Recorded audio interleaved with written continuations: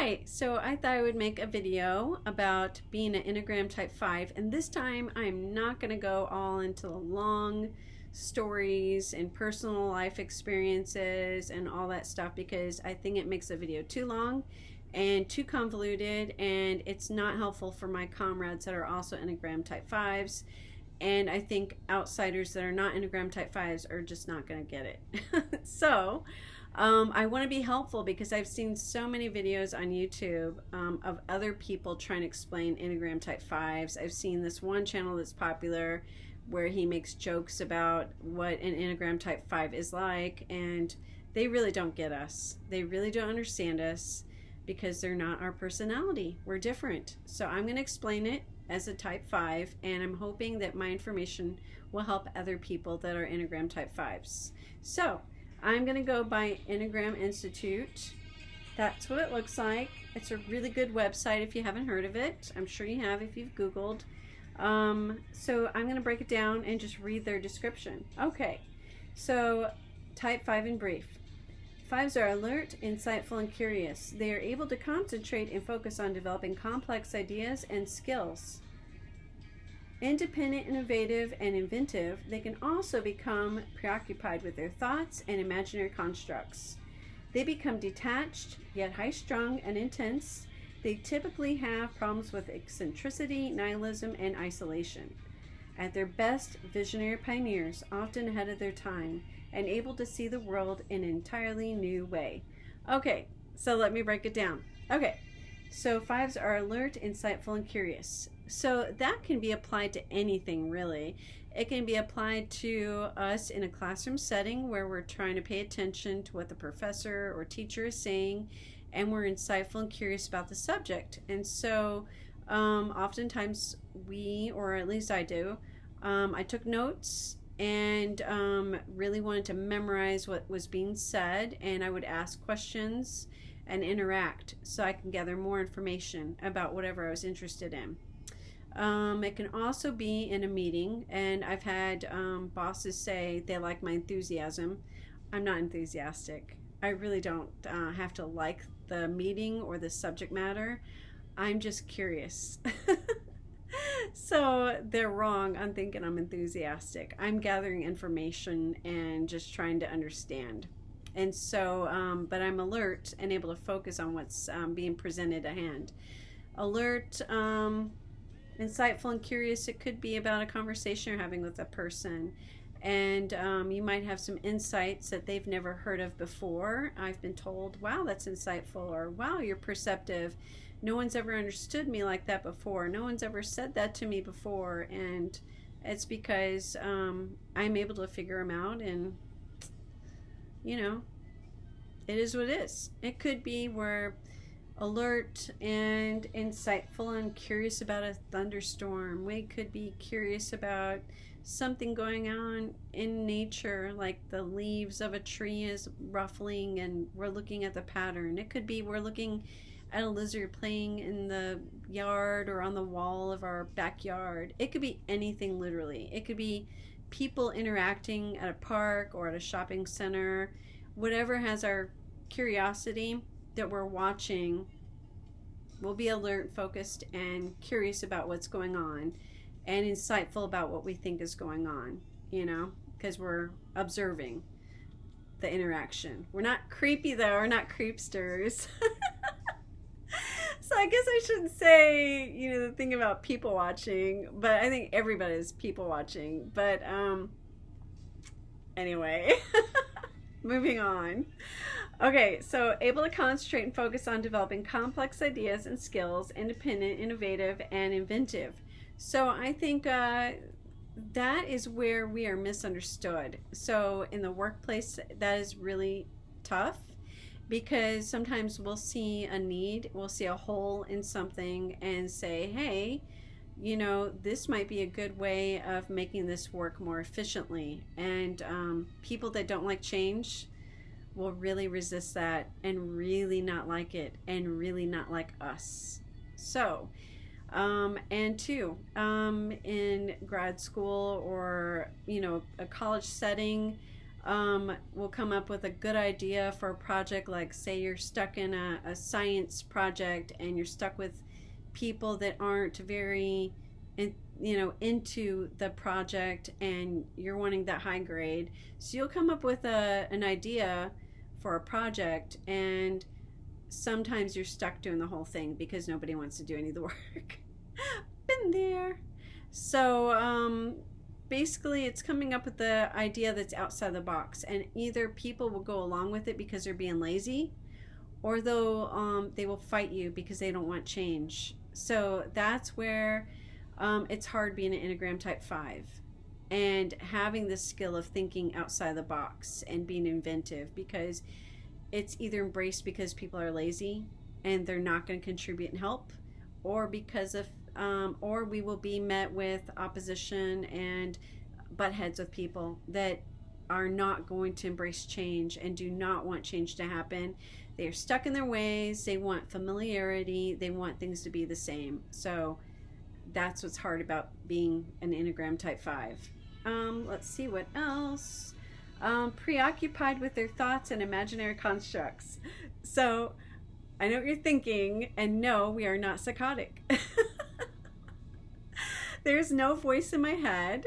I am not hearing a voice. I'm not listening to a voice. It means basically that we like to daydream a lot. We like to go in our head and think about things a lot. So sometimes I'll rehearse a conversation and think about what I could possibly say. Sometimes it's after the fact. Because I'm not good at thinking on my feet sometimes in the moment. But I'll think about it after the fact and go, dang, I should have said this. Or it could be thinking about a type of situation that could possibly happen, so you're prepared. It could be thinking about something funny, like a joke. It could be thinking about a poem that you're going to write. It could be thinking about a story you might write, or an idea, or art you might do, or a music piece you might write, or play, or sing. It could literally be anything that's in our head. So anything. And I'll tell you the times that typically you'll see an Enneagram Type 5 go in their head. It could be when we're highly stressed out. So if we're in a situation where there's a lot of conflict and it's on a daily basis and you're not getting along with a person, whether it's a coworker or a person you're dating or whoever, you'll go in your head a lot because it's the only way to escape. So it's your safe place, and you're thinking about stuff that's more interesting and fun to keep you safe. Sometimes you go there too out of boredom. So say you're stuck in a horrible party that you didn't want to go to, and you went to be polite, or you agreed to go, or you're stuck at a potluck at church, or you're stuck at some boring, horrible potluck meeting at your job, and everybody's gossiping and talking about mundane stuff, and you are bored as heck. So that is the time I go in my head, because again, escape, and I'm going somewhere that's more interesting. My thoughts are more interesting than what's going on around me.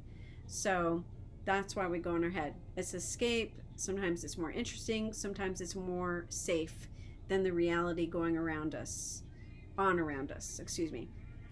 Let's see, what else? Become detached and high-strung and intense. Detached, let's see, I have been labeled as aloof. I've been labeled as being like Spock. I've been labeled as being like a computer. I've been labeled as being nihilistic and narcissistic. All wrong about me. I'm none of those things. Those are labels that people give me because they don't understand me or don't like me. And, or they're petty and jealous, or they're insecure, or they're trying to bring you down because they don't feel good about themselves.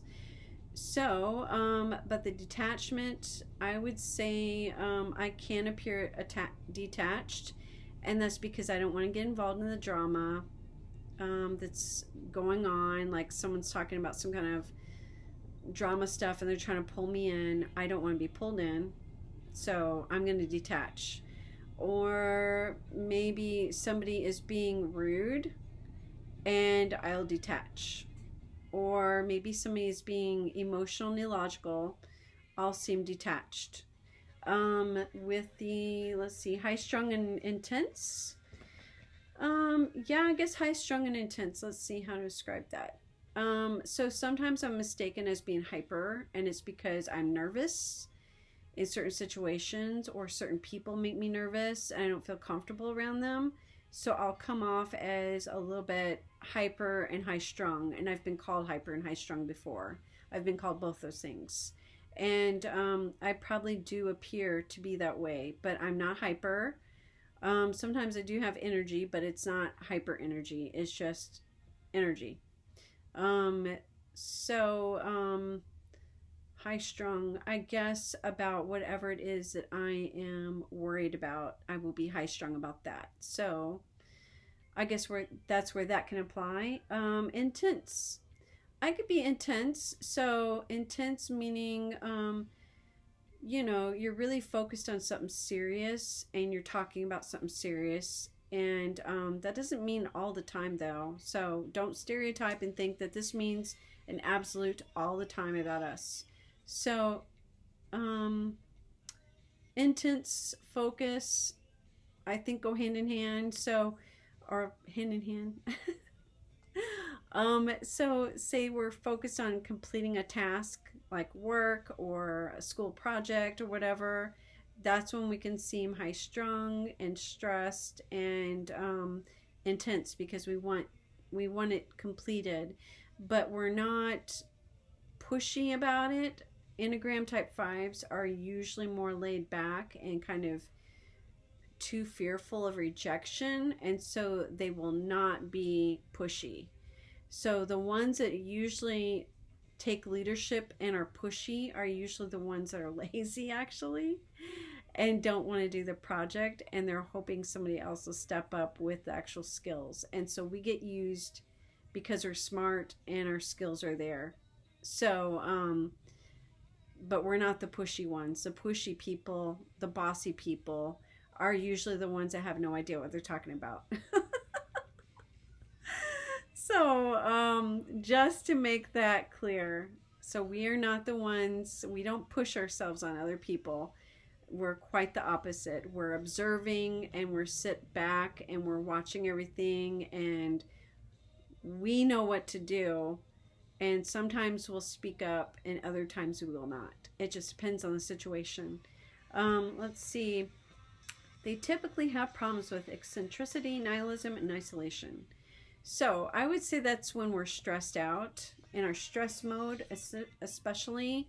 Eccentricity, I would say we come off as eccentric because of the fact we think outside the box so much and we're so different and inventive and think about things in a different way or have different ideas. People are like, oh, that's weird. And because they don't want to change, they don't want a different idea, they don't want to change from familiarity, or they think your idea is just flat out weird, or they think you are weird in the way you talk, in the way you look, in the way you dress, your home, whatever. They may think everything about you is eccentric and weird. And so eccentric and weird can be in many forms. It could be those people like I don't know, I'm trying to think of an example of someone who's eccentric and weird. Nicolas Cage, he comes off as eccentric and weird to people. And I can tell he is a total Enneagram Type 5. He tries to hone his skill of acting and is intense about it. You can tell he's intense. And you can tell he's a little bit eccentric and weird. He picks some very offbeat roles to keep his interest and to keep, to challenge him to continue to grow in his skill in different areas so he doesn't just develop in one area. So I could see what he's doing and the method why he takes the route he does. And unfortunately, because Hollywood is just such full of bastards, he's kind of been made fun of and bullied a lot, which is common with Enneagram Type 5s.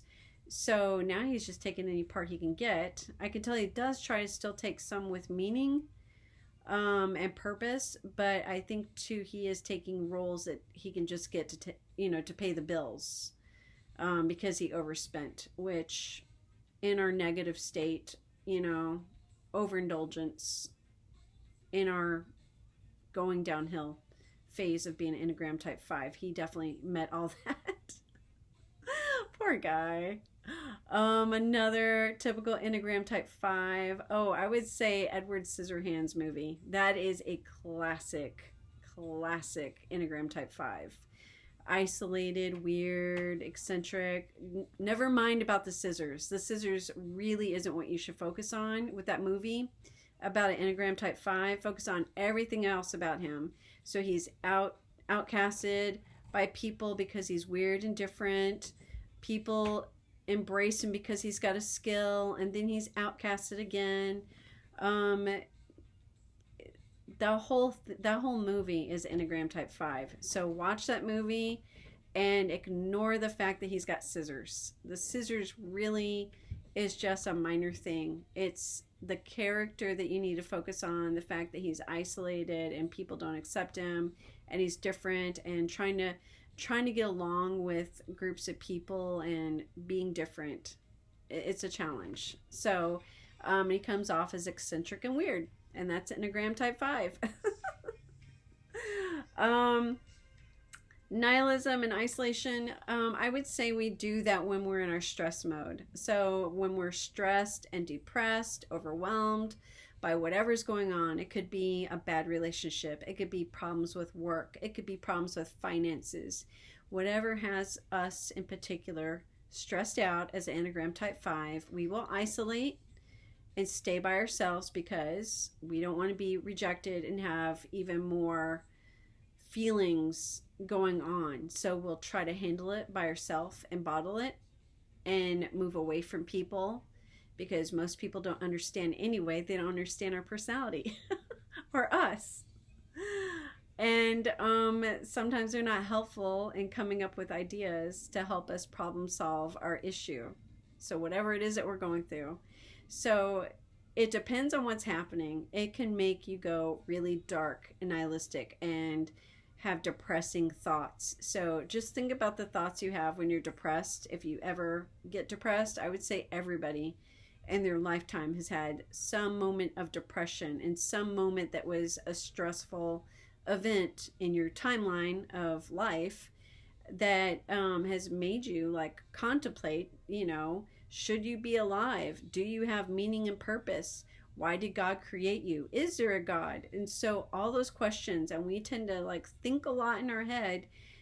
That's not good for us during that dark time because we can become very, very, very dark with our thoughts about ourselves and about other people, and it makes us not want to be around people even more. So the more we think about the world and people and how they are and how unsafe they are and how shitty they are, the more nihilistic we become and more, why are we here? Why do they exist? Why does God actually exist? Those kind of thoughts. So that's what happens. Okay. Visionary pioneers ahead of their time, able to see the world in an entirely new way. So yeah, like I said, we think outside the box a lot. We tend to come up with ideas that are offbeat and sometimes go against the grain, sometimes go against popularity. And again, either people will go along with it in a group because they're lazy and they want you to do all the work because you're skilled and smart, or they will butt heads with you and argue with you and tell you that you're wrong and they don't like your idea and they hate your guts and think you're narcissistic and a bunch of labels because they're afraid of change and they don't want you to change their perfect little world, even though the world is not perfect. But for them, change is scary. They don't want scary. They like to stay stagnant and the same and boring. So we come up against that type a lot because on average, a lot of people do not want change. They do not embrace it. They do not embrace offbeat things. So people that are offbeat with their art or offbeat with their music or offbeat with their acting or offbeat with a theoretical idea as a scientist or a philosopher or an astronomer, even amongst fellow fives, you can get some level of rejection for being offbeat and different and having a different concept. And I could see like one artist that has already gotten rejection because his method is different and goes against the logical world order of things. And he took a lot of criticism, and I thought he handled it well. But I think for him, though, I think he's an Enneagram 4 type 5. I don't think he's a true 5. I think he's an Enneagram with a wing of 5. And so he can go into thinker head mode and relate to us, but he's not a true thinker about the person I'm thinking of in my head. Okay, so basic fear, being useless, helpless, or incapable.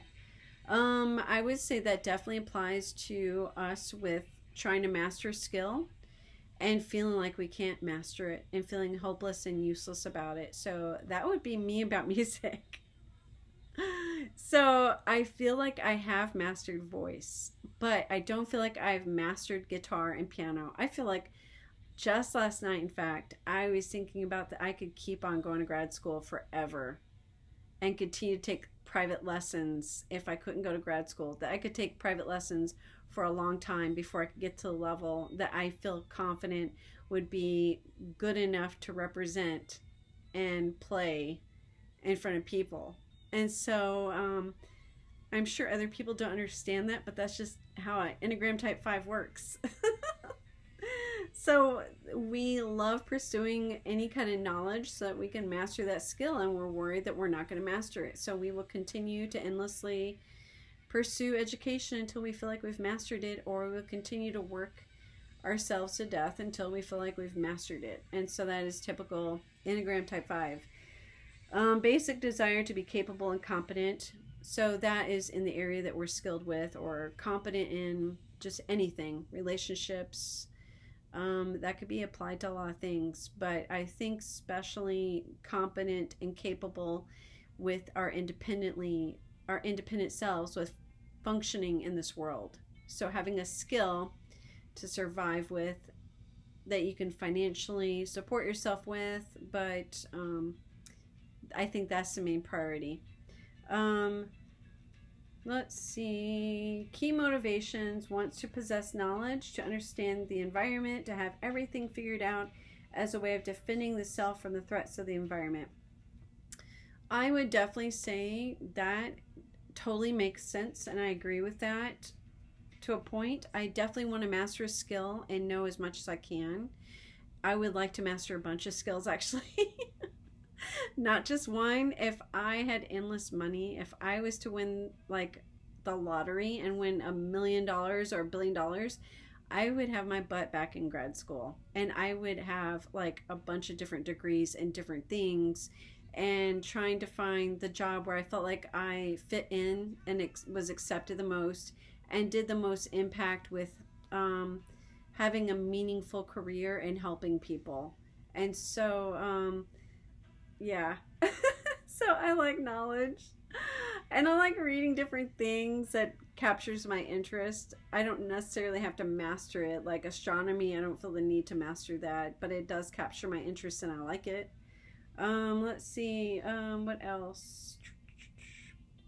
Become hyperactive and scattered at 7. So when disintegrating, so in stress mode, I can appear to be like a scatterbrained person and hyper. I'm not hyper. I might be scattered and appear to be like an ADD or ADHD person, because usually when I'm calm, I'm able to focus and concentrate and be alert and keep my emotions intact. And when I'm stressed out and things are going down the shitter like really fast, and I feel like things are falling apart and I'm overwhelmed, that's where I could seem a little bit hyperactive and eccentric and scatterbrained. ADHD. So, but I'm none of those things. But moving in a direction of integration or growth, or become more self-confident and decisive like healthy 8s. So, disintegration mode, we're more like 7s. When we're on a path of growth and we're healthy mentally, we're more like Enneagram Type 8s, which again is kind of funny that they would even compare us to them, because they also have that fear of being rejected. So just know, if you do get in a relationship with an Enneagram 8, that, according to this website, actually, it's where I learned it, that is where you're going to have the pitfall, is they also have that fear of rejection. And so they are going to be the first to end the relationship, because they would rather be the rejecter than the rejectee. And so they'll be the first to end a relationship because of that. And I think what makes them afraid of us is if we think they're boring and lose interest, or we lose respect for them, like say that their morals are questionable, like they're okay with being manipulative, or they're okay with telling a lot of white lies, I will lose respect for that person in that way. So, and that's also part of being an INTJ. So, but when we're confident and skilled in a certain area, we are often labeled as narcissistic, and it hurts and makes us feel like we're being rejected. And again, it's because somebody is insecure and they're labeling you as a narcissist because A, they don't understand you, B, they're insecure and they're trying to cut you down because they feel like, how dare you be better than me? I'm going to cut you down so you're down my level and miserable and a loser like me. So if you get labeled as a narcissist, don't be surprised. I've been called a narcissist so many times by people, or I've been told that I think I'm a perfect person, or like I think I'm perfect. I don't think I'm perfect by any means. I know my flaws better than anybody, trust me. And I'm extremely critical of myself. So confidence in your skill set and confidence to deal with somebody who's trying to screw you over or put you down, just be prepared that you are going to get called names and labels like that. And it's like I said, it's a means to bring you down. So stay healthy and stay in the direction of growth in Enneagram 8, my fellow 5s. So this is a video about Enneagram 5. I hope you learned something. If you have more questions, by all means ask. And I think after this video, I am going to make a second one to go into better explanations about other Enneagram types that I'm aware of and that I understand. I'm not going to talk about the ones I don't understand, though. All right, that's it. Thank you for watching.